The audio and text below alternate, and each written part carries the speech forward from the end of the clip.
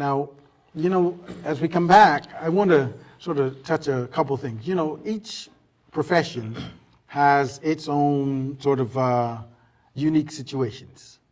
And I heard we were talking right before teachers, and I know sometimes the other areas that you would find would be truckers. And so I want to touch on some of the things that, generally speaking, that folks might not know that they have access to and be aware of. Bruce, you want to give me some of those? Yes. Teachers that teach between kindergarten and 12th grade are given what's called an educational credit for $250. My past experience has shown that teachers weren't aware of this, did not have much knowledge, as well as some of the fly-by-night preparers weren't aware of it, or they were too lazy to calculate it in. That's just one area. The other area is that even if you missed it last year or the year before, you're allowed to do what's called a 1040X up to 3 years to amend your taxes and recoup that money that may have been lost because the taxes weren't prepared properly, or someone overlooked it, or they just didn't have knowledge to know it was there. Educational expenses deductible for your up to $4,000 is a formula that has to be worked out in terms of if post-secondary schools. A number of clients that I've had in the past weren't aware of that as well. There's a number of small things out there, and every dollar adds up. Especially when you're doing a deduction to get you into a lower tax bracket. So everything counts. And we have people that once you get to a much higher bracket, $100,000 bracket, where you're doing a percentage of your income, that $1 can throw you into an entirely different bracket. Makes sense. Very good. It's interesting you mentioned some of the education credits that you can take or deductions you can take.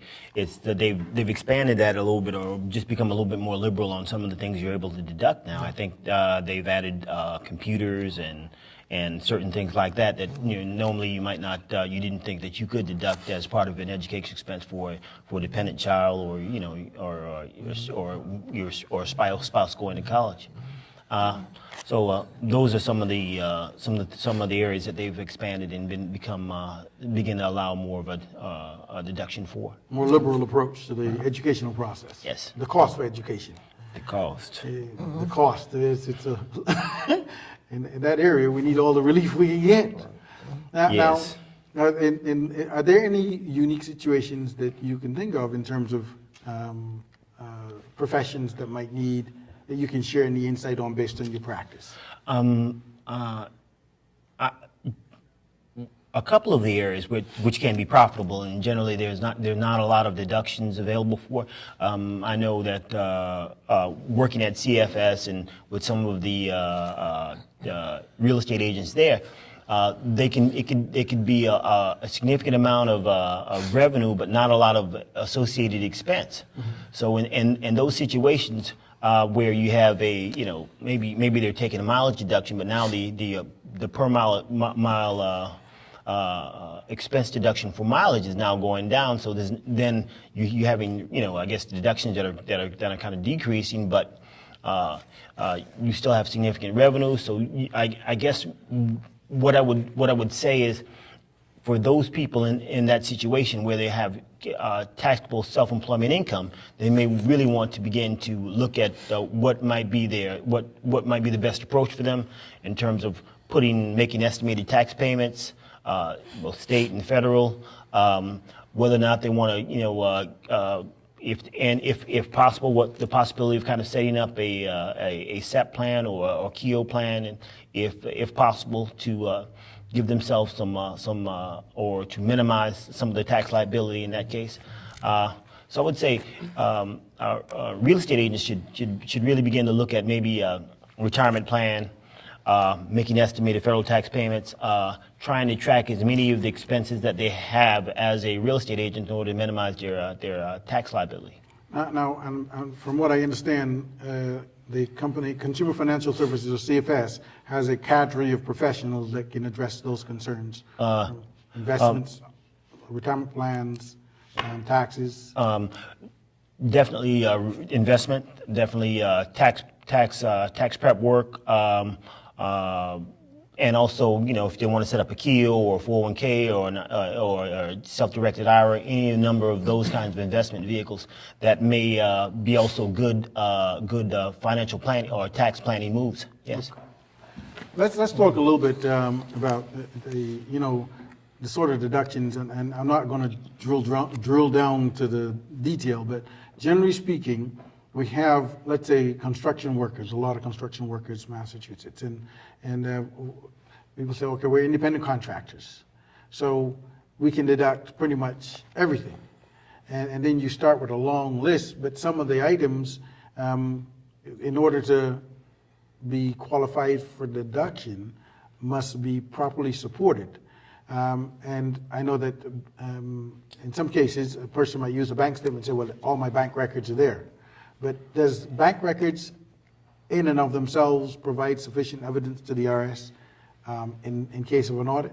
Or does the person still need actual documents to support what transactions, since they can't really identify from a bank statement what the transactions were? What would you say? The best thing is to have both. And then again, it depends upon the auditor. Some of those will work with you, some of them are going to, be very, very strict. And but the best thing is to have both, to be able to back up what you wrote that check for. I mean, in this computer age, so many things can happen. I get checks in the mail all the time that I won $1 million, right? Would I dare deposit it? I don't think so, right? Yeah. However, so a check is a check, but you need the documentation to back it up. If you bought, your tools from some particular place, have it. Yeah. Not just a handwritten receipt, but something with their logo on it and their address and the name of the company along with the check. That's what I would do. So you have both, hand in hand. You come, some will accept the checks only, and some will accept receipts only. But if you have both, you're good to go. shape. You're good to go. Yeah, I would agree. You just kind of both your position, and if possible, if you could have a checking account just dedicated to your business, if you're a small business owner, that would also put you in a Don't relatively quote good me on the position. funds. Oh, commingling could be bad. The other thing I would probably recommend is if you are using checks or you're using a debit card too, use either one of those or both of those with a dedicated checking account for your business, and try to, and as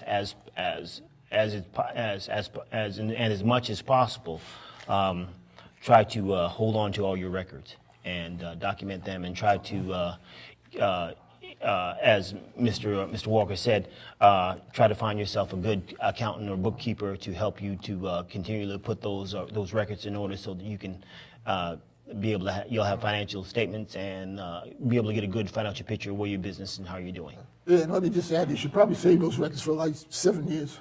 at a minimum. Yeah, minimum. Yeah.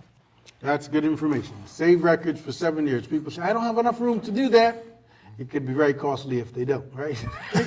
Yeah, but if you have hard copies, you can always scan them in on your PC and save them on off-site digital storage, and do those kinds of things. And once again, there's an accountant to my left that could help you with all those kinds of things. There you go. Wow. It's very interesting that when we talk about ways to manage records.